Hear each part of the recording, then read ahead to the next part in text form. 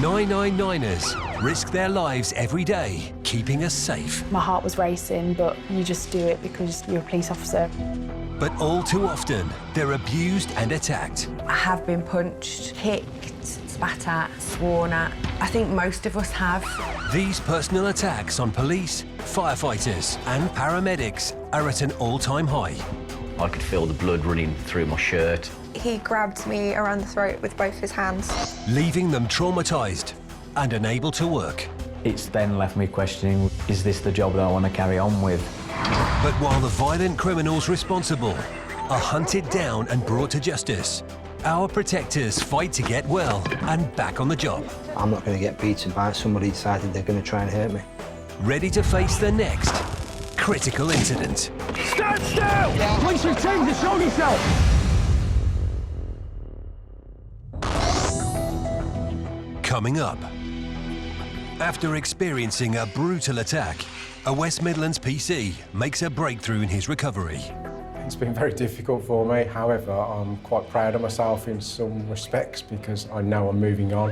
A paramedic recalls her traumatic experience of being called to the Westminster Bridge terrorist attack when she was just a student. I was sat in the middle of Westminster Bridge with a very, very poorly man and 6 armed police officers just guarding me. And with knife crime gripping the nation, one police officer is dedicated to tackling it. This knife has no purpose other than to cause fear and hideous injuries.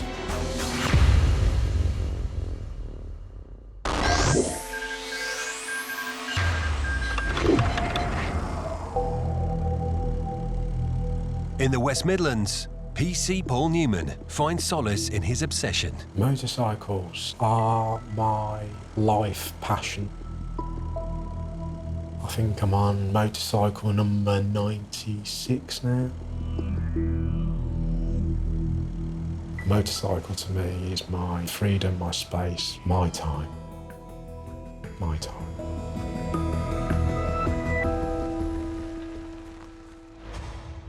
Paul has been part of the West Midlands Police Force for over 2 decades. I was predominantly on response, and then I moved to a neighbourhood team, and then I spent 14 years on traffic. The role of a traffic officer can present considerable danger. There is an awful lot of risk attached to road policing. I would actually say it was probably one of the riskiest departments to work in. And it was during his time in the traffic department in July 2019 that Paul found himself embroiled in the most dangerous incident of his police career. I feel apprehensive about going back to the location. It always brings back a few concerns and issues for me mentally. I have to try and work through that. Immediately before the incident, we were taking part in a vehicle check. Paul and his partner were tasked with identifying suspicious vehicles and bringing them to site, while PC Holly Neakey was one of the officers who carried out the searches. I had a car pulled over to me, and it was for having tinted out windows. I asked him to step out of the car. I did notice he seemed uneasy and on edge, and as a police officer you do tend to get that gut instinct. Upon doing the checks on him, I saw that he had a firearms warning marker, and there was intelligence that linked him to gangs in the Birmingham area. Based on our systems, we've got some intelligence that you might be in possession of potentially some weapons. I had to be really cautious as to how I would approach my next interactions with him. So on that basis, I'm going to be searching you, OK? We'll be searching on section 1 apace. He was becoming really twitchy. It was clear just through his body language that he had something to hide, and that just raised my suspicion of him and of what might be in the car. Just stay here for us. I'll stand in here. Other officers came over to start searching the vehicle. Come back, come back. No, I'm just looking. I know, but she needs to do a job. I'm not touching her, I'm talking to him. And as officers approached the car door, he made a run for it.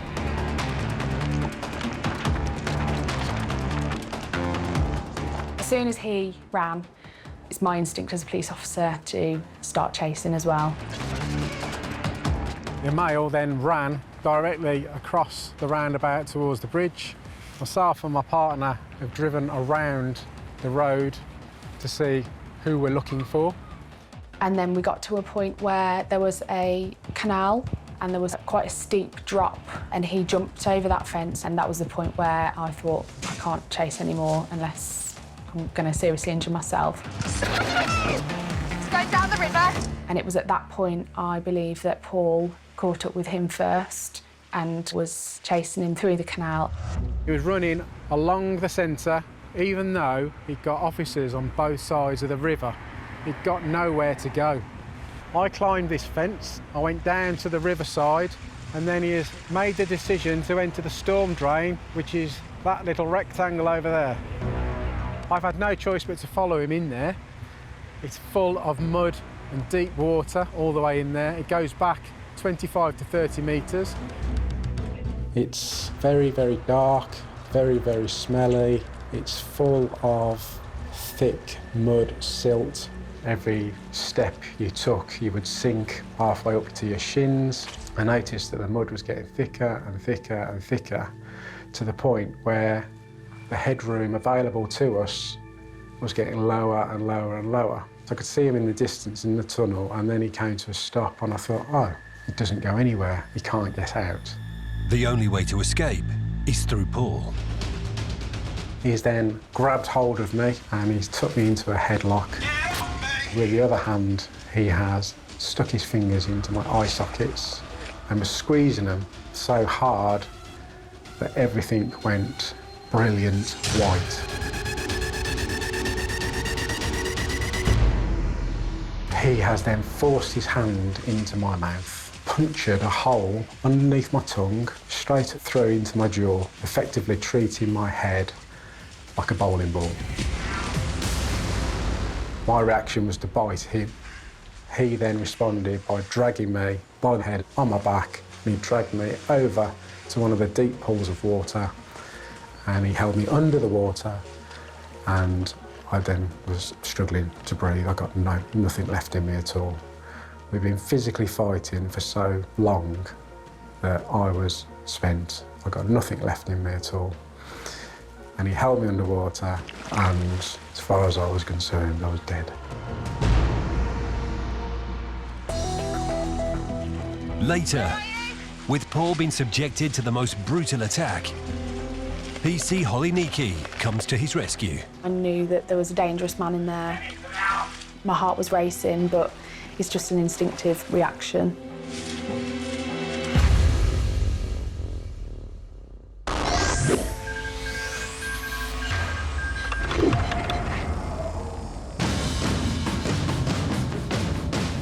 The London Ambulance Service currently receives between 6,000 and 7,000 calls a day. So first responders are under immense pressure. And it takes a certain kind of person to take on that role. I think my personality is quite good for being a paramedic. We're a little bit mad. I think I used to be very, very shy before I was at university. And then through doing the job, I've definitely sort of come out of my shell a lot. I got gobby. In March 2017, Emma Brockwell was a second-year paramedic student and had just celebrated her 21st birthday when she became caught up in a major terror incident. The day of the Westminster Bridge attack was a very normal day. We'd done a couple of call-outs. Emma and her crewmates were called out to a reported road traffic accident. But it turned out to be so much worse. I believe we were the first ambulance on the south side of the bridge. We knew something was wrong immediately because people were running towards us, running away from the scene, which I'd never seen before. It was carnage, basically. There was a motorcycle paramedic, and he just said to us, I've got like maybe 6 or 7 critically injured patients, and I don't know what's happened. Just get everything out of your ambulance. So we did. One person reporting that there was a car on Westminster Bridge that may have run over a certain number of people. We were just walking past people, screaming, crying, panicking, not knowing what had happened. I'd been to single patients at a time who'd been quite badly injured, but I'd never ever been or seen anything like this. This was sort of like 2 years worth of trauma that an average paramedic would see at the same time in one incident. So it was massively sort of overwhelming. I was asked to look after one gentleman who was injured, and I remember armed police officers come running up to me and telling me that I needed to leave because they thought there was a bomb on the bridge. And I just thought to myself, I was like, well, I can't go. There was just this moment of clarity, acceptance. I was like, this is my job. This is what I'm trained to do, and I can't leave this person, and I don't want to leave this person. So they said, that's fine, we'll stay with you.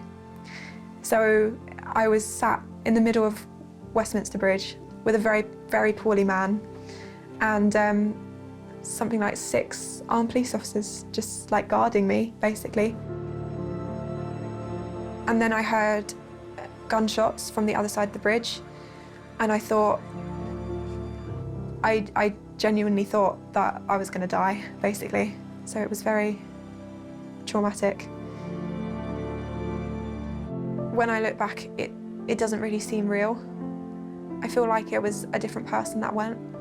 I know what I saw, but I can't picture what I saw. It was so bad, I think my mind just went, no. It was pretty awful. Emma's long recovery process included many months of trauma counselling and PTSD treatment. But she continued with her studies and has now been a qualified paramedic with the London Ambulance Service for 3 years. And on very rare occasions, Emma gets to work with her close friend Sylvia. The pair met while training together at university. Putting a smile on people's faces is honestly my favourite feeling in the world. So if I can put a smile on a patient's face when they're having like a pretty bad day, then that just makes me happy. I'd never met anyone quite like her before. She came into university in like really bright coloured tights and shorts and like wildly coloured hair, and we just hit it off. In October 2019, the friends had booked to work together on a Saturday night, a shift that would end up strengthening their bond even more. We were assigned a Category 1 call, which is the highest category, so for people that aren't breathing or very severely injured. At around 3 a.m, they were told a man was in cardiac arrest outside a club in South London. So they raced to the scene. When we attended, we realised that, fortunately, the patient was not in cardiac arrest. He was just intoxicated. However, some members of the public had done CPR on him because he had briefly been unconscious. Because of the nature of the call, the police initially attended because they always come to assist us when incidents take place in public spaces. Emma and Sylvia got the patient into the ambulance and out of the cold so they could check him over. We assessed him and we agreed that we would take him to hospital because he was freezing, and that can be quite dangerous, and also because he had trauma to his chest from the CPR. When you do compressions, you can break ribs, and that's what we were concerned about. We explained that to him. He was in agreement with that. He thought it was a sensible idea. The police asked us if we needed anything else, and the gentleman was really calm and talking to us, and we were having quite good chats and banter with him, so neither of us saw any reason for the police to stay. Emma got the patient settled on the bed and Sylvia started driving to the hospital. But 5 minutes into the journey, the patient became agitated. He was trying to take his seatbelt off, so I stood up to reassure him and ask him to keep his seatbelt on, and he just looked up and got eye contact with me, and I just knew I just knew right then that something bad was going to happen. Having heard Emma ask the man to put his seatbelt back on, Sylvia decided to pull over. By the time it took me to pull over to the side of the road, which was maybe a few seconds, the patient had not only taken off his seatbelt, but he'd lunged at Emma. He grabbed me around the throat with both his hands. I just brought my hand up and managed to whack one of his hands off of my neck, but he was still, like, the other hand was like, I couldn't get his hand off my neck. And I screamed, and I reached for my radio, and I pressed the emergency button on the top. The red emergency button is a direct link to the control room to request urgent police assistance. These are the recordings of Emma's cries for help.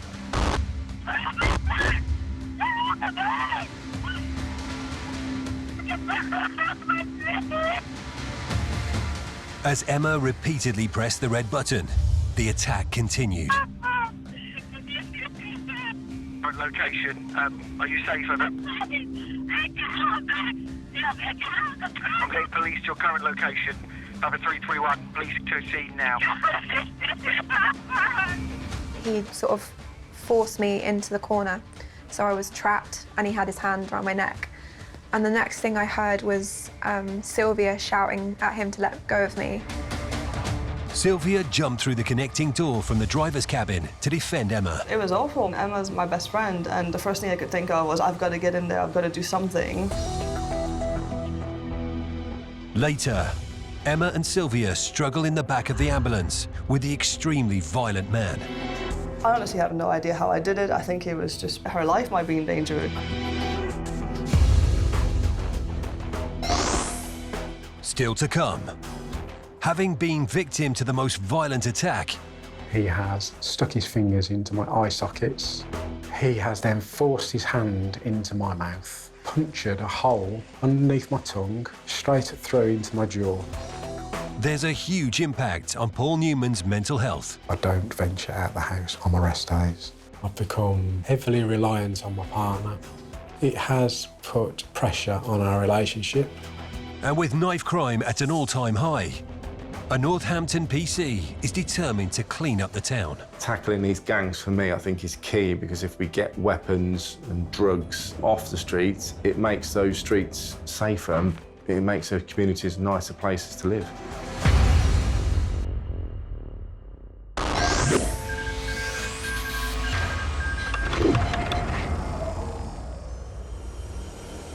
Back in the West Midlands, traffic officers Paul Newman and Holly Necky were in pursuit of a suspect trying to escape whilst having his vehicle searched. Paul followed him into a waterlogged storm drain. But with the man hell-bent on escape, he savagely attacked Paul. I could see him in the distance in the tunnel, and then he came to a stop, and I thought, oh, he doesn't go anywhere, he can't get out. He dragged me over to one of the deep pools of water, and he held me under the water. I then was struggling to breathe. I got nothing left in me at all. He's obviously become aware that I've gone still. I've reached for my torch, and with what little energy I've got left, I have swung that torch at him as he's lay on the mud bank, and I struck him and managed to roll him over. He's then bear hugged me, and my response to that was to put my right forearm across his throat. I got him finally in a position where I could do something. Paul is in desperate need of assistance, and PC Holly Necky comes to his aid. I didn't know what was going on in there, but I knew that there was a dangerous man in there. My heart was racing, but you just do it because you're a police officer, and it's just an instinctive reaction. It was quiet for a while, and then I could hear Paul's intermittent shouts for help. We're coming to you. Where are you? The first thing that I saw when I got to the bottom was both of them on the floor, kind of lying on top of one another. I could see that Paul was trying to gain control, and I could see blood coming from Paul's mouth. Stand up. We managed to get him into cuffs, and then he was stood up, but I couldn't stand up. I was physically exhausted. I just had to give it a few minutes, and then we made our way out to the storm drain. Watch your footing. It's getting a little bit deep now. I think Holly is amazing because I think if Holly hadn't have heard me shouting, who knows what will have happened in that tunnel. A short time later, I discovered that they'd found a loaded Glock 9mm handgun with 4 rounds in it, which is why he fled the scene. I had no knowledge of that at the time. I could see, just from looking at Paul, that he was in shock. His eyes were bloodshot. He had blood dripping from his mouth. He said nothing. He was really quiet, really subdued. Paul sought urgent medical attention, while Holly arrested the offender. You're under arrest for assault police, for a start. I didn't assault nobody. You're under arrest for obstructing an officer in their duties. I was seen by ambulance staff on the site, and due to the physical exertion through all of this taking place, I now had an irregular heartbeat. I was taken to hospital and I received treatment for my eyes and my mouth injury. Unfortunately, when he put his hand in his mouth, he not only punctured a hole in my bottom of my jaw, he'd also pulled all my teeth forward, so I had to have some significant dental work done as well. 6 months after the incident, the case went to court, and the offender was sentenced to 9 years and 4 months in prison for grievous bodily harm, possession of a prohibited firearm, and possession of ammunition without a certificate. It was a massive relief to me. It's a difficult one. For our system, it's a fairly good sentence, but for the life-changing damage that was done to both Paul and his family, it's nowhere near enough. Such substantial injuries caused by the vicious attack meant Paul was now on a long road to recovery. Physical injuries in relation to my mouth probably took 6 months for it to correct itself, to have my teeth put back into position, for the hole under my tongue to be repaired satisfactory so I could eat correctly. The eyes, over a period of time, I would have what they refer to as floaters in the back of the eyes. So even though I could see floaters everywhere. Paul was off work for 10 months. His mental health deteriorated and he struggled to leave home. It messed with my head. It messed with my head a lot. It's taken me 18 months, 2 years now, to get some kind of normality back in my life. I'm just at this point starting to venture out of the house. I can go to work, but I don't venture out the house when I'm on my rest days. I've become heavily reliant on my partner, although very supportive of me. I think she becomes very frustrated sometimes. It has put pressure on our relationship, but we are coming out of the other side. During his recovery at home, Paul received some crucial support from his workmates. They would come and visit me at home. They would always try and take me out if possible. Not always possible, but sometimes. They would try and engage with me and talk to me. They knew I was in a bad place. They could see I was in a bad place. It is like one big family. And me not being at work is like someone's missing from that family. After their heroic actions, Paul and Holly have been nominated for a prestigious Police Bravery Award. When I heard about the nomination, I was amazed. I don't feel brave in any way, shape or form. I didn't do anything that any other officer wouldn't have done. I just feel that I survived. But his debilitating mental health issues mean that he may not even make it to the event. The award ceremony in London will be my biggest venture out of the house yet. I have undergone counselling to allow me to go to this award ceremony. It is work in progress. If I can get there, then that's a big plus for me. Am I looking forward to it? Not in the slightest. My head is telling me, what on earth are you doing? Stop it. Being nominated for the award has been really humbling.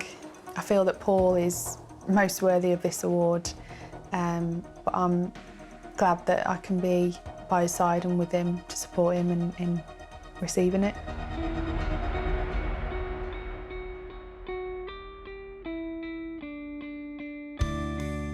It's the night of the National Police Bravery Awards, where inspirational officers from across England and Wales are honoured for risking their lives in the line of duty. And in his bravest moment yet, Paul has made it to the ceremony. I've kind of relaxed a little. I am still quite anxious about everything.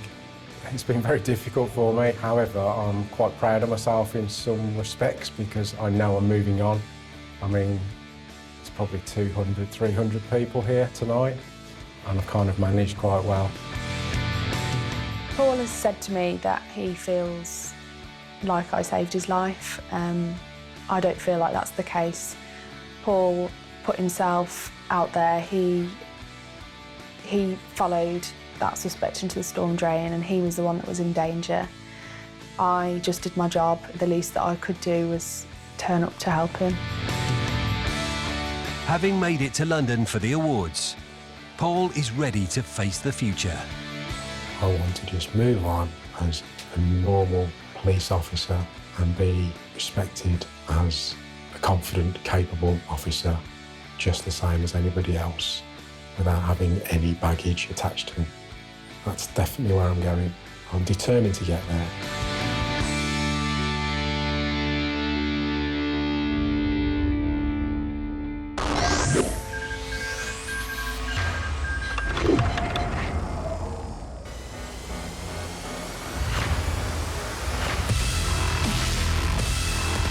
Britain is in the midst of a knife crime epidemic. With the shocking increase in offences involving a knife being linked to the number of young people joining gangs in the past 18 months. This is your machete, which is being used more and more now by gangs because it is a very, very intimidating weapon. Every incident we go to involving gangs, drugs, we're always conscious of weapons. We know a lot of gang members are routinely carrying knives now for their own protection against other gangs. I think knives are definitely on the increase. These fashionable zombie knives, it seems to be almost like a bit of a status symbol, you know.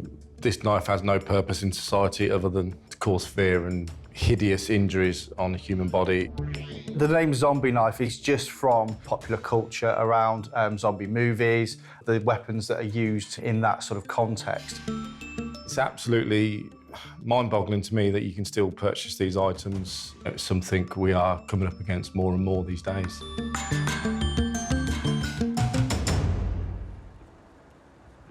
PC Wes Owen has been policing the streets of Northampton for 13 years. For me, the things I love about this job are just the variety. You're out in the communities trying to make them safer places to live. You are literally giving something back. You know, you're just there for someone on their worst day. He first joined as a police community support officer, which allowed him to get to know his local neighbourhood. Predominantly your role is community engagement. You are that face for the police. You go into the schools and it just builds community trust as well. I think it's a really just important, valuable role. His work as a PCSO led to Wes becoming a police constable. I always wanted to do that bit more. I wanted the great responsibility.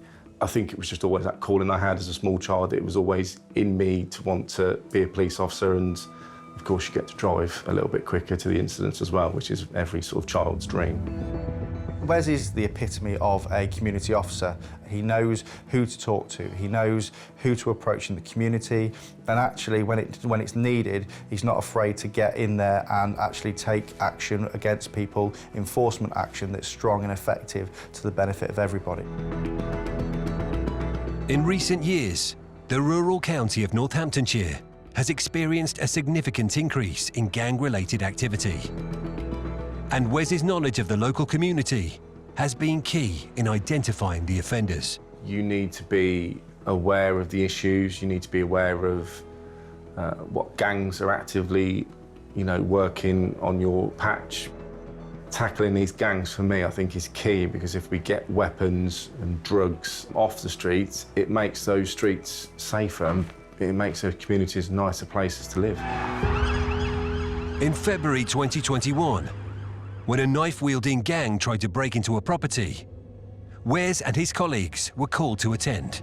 We were monitoring the radio and heard that an incident had come in where a group of youths had approached a flat and tried to force entry to the flat, and that they were armed with weapons. We made our way there as quickly as we possibly could.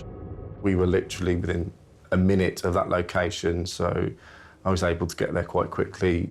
I was first on the scene, and I saw 3 individuals run into a block of flats. One name was given of these 3, and it was a name that was known to myself, Wes and Chris. It was somebody who we'd had dealings with before, who had previously been involved in knife crime. I know I was quickly joined by Wes and Chris. It was about identifying which flat the males had gone into. That information came through on the radio. 4-year-old male, shortness of breath, down a 2-word sentence. Inside the property, Wes found 3 men and a young woman.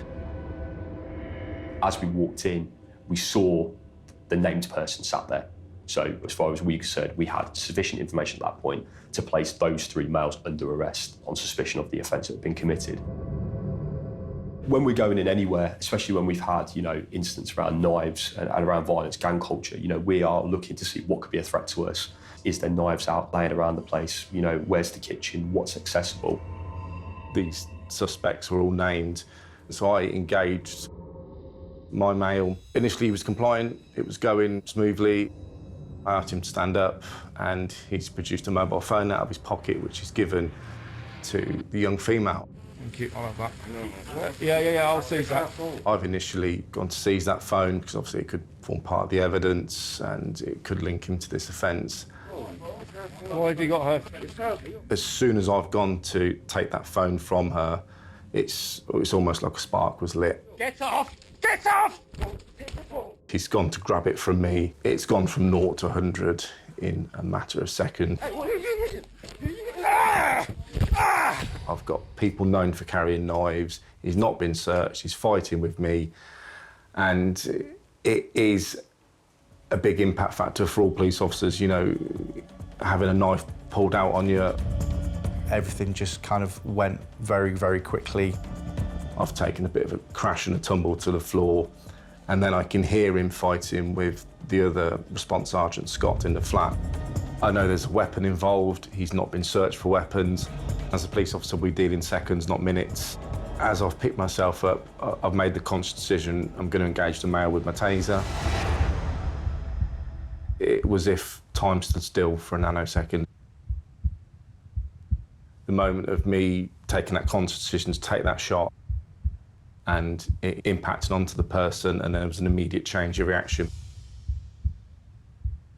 It's almost like someone's pressed pause. The realisation has sunk in that I've deployed my taser. I've carried it for 3 years up to that point, and only ever engaged people with red dots, so it was the first time I've deployed it. As soon as we'd got the handcuffs and the control on the male, he was then being verbally abusive to officers, so we knew he was okay.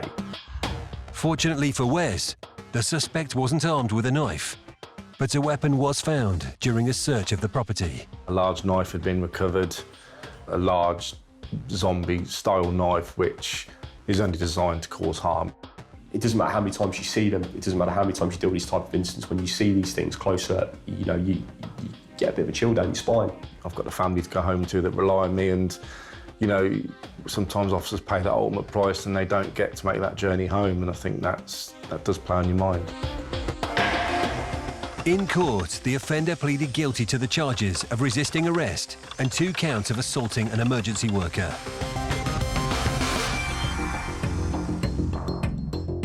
In July 2021, the government changed the legislation around the Offensive Weapons Act 2019, which means owners of offensive weapons, such as knuckle dusters and zombie knives, can be prosecuted if they are found to be concealing them in their homes. In a bid to highlight knife crime in the UK and to educate young people about the negative effects of violent behaviour, a sculpture was created by artist Alfie Bradley and the British Ironworks Centre.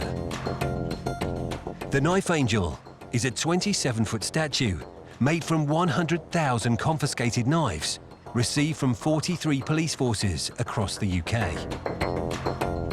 Over the course of my career, I've been to a number of serious knife incidents. I've been to quite a number of serious stabbings that have turned into attempted murders. Most members of the public could be running away from someone with a knife, but as a police officer, you've got to run towards that person with the knife and deal with that threat to, you know, protect, you know, yourself and the public.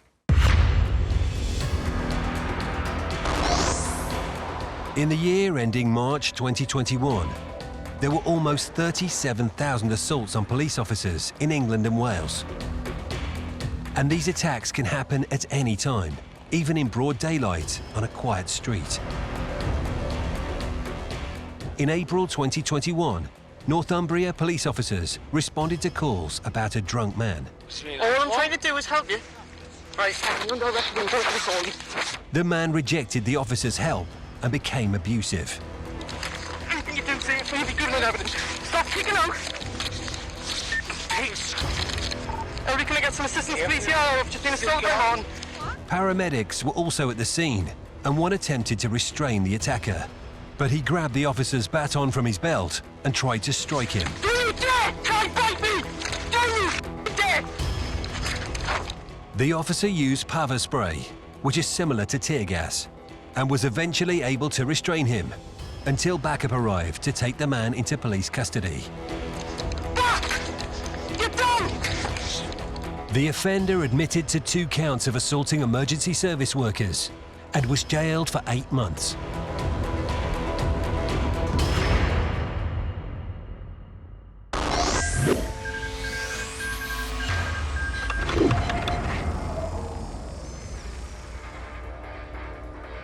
In London, paramedics Emma and Sylvia were transporting a patient to hospital when he suddenly began violently attacking Emma. He got me around the throat with both his hands. Are you safe over? I just knew I had to get in there and try and help her out, try and get him off of her. She physically had to peel each of his fingers off of my neck. She knelt on his arm so he couldn't move. I got out the back of the ambulance and ran round the side to the door that she was sat in front of and opened the door and pulled her backwards out of the ambulance. And as I did that, as she let go, he punched her straight in the face. Because he'd been quite still when I was holding him down, I just didn't expect him to then have enough strength to lash out at me again, but I guess I was wrong. Sylvia had a split lip, but manages to lock the man into the ambulance and press her emergency button, while she waited on the street with Emma. Urgent police at our location, over. Yeah, Roger, my colleague's on the phone to the police now. We'll get urgent police down there now. What's going on at the moment? The patient got extremely aggressive with us, trying to strangle us, punch us. At the moment, we've got out of the ambulance and locked him in. We could try to overpower us several times, over. Okay, are you too safe at the moment? Yeah, we're outside on the street, and she is locked in the ambulance at the moment. He hasn't tried to come out yet, over. Okay, we'll get the police down ASAP. Who's in the background? Is that your crewmate? Crewmate, that's right. She needs some help. All right, we'll get some other people down there. I'll get any ETA for you for the police. Thanks for your help. I was just having a massive panic attack, basically. I didn't really understand what had happened. I was crying, like, uncontrollably, and I basically collapsed on the floor. My legs just sort of didn't work anymore. My heart was racing a million miles an hour because I'd locked the patient in the ambulance, but I thought, what if he manages to open the locks? What if he gets out? What if he comes after us again? Police detained and arrested the attacker, while Emma and Sylvia were taken to hospital to get treatment for their injuries. I had a swollen lip, and I had quite a few bruises that I think came from when I was restraining him. I had some bruises on my arms and legs. I had to get a blood test done because he'd scratched my arms and drawn blood, and just to check for transmittable diseases, obviously. I didn't realise at the time, I thought it was just my neck. But after a few days, I came out in really big bruises on a lot of my body. Really bad bruising on my ribs, which was quite painful. And all down my legs as well, just from falling on the floor and being thrown into equipment in the ambulance. It was only afterwards that I realised just how badly I'd been beaten up. I kept thinking, should I have kept the police that were there initially? Should I have told them to stay with us? But, you know, if we had the police accompany us to hospital with every single drunk patient, they would never get any policing work done. So it's not an option, unfortunately. I know that Sylvia beat herself up for a long time because she thought that she should have known that he was going to do it. But the truth is that neither us two or the police thought that he was a threat. Emma's attacker pleaded guilty to assaulting an emergency service worker. He was given a 4-month prison sentence, suspended for 2 years, 200 hours community service, and was ordered to pay compensation to Emma and Sylvia. I don't think people understand how often it happens. If you speak to any paramedic or police officer or firefighter, all of them are going to be, everyone in the service has been assaulted multiple times. Ready, ready. After the assault, Emma struggled with anxiety and took 2 months off work. But the experience has made her bond with Sylvia even stronger. Got me a present. I got you a present. What? Is that for me? Where do I get a present? Because why not? Sylvia's the backbone of my friends. She's pretty amazing. I mean, she definitely saved my skin. I was very lucky that I was crewed with her on that day.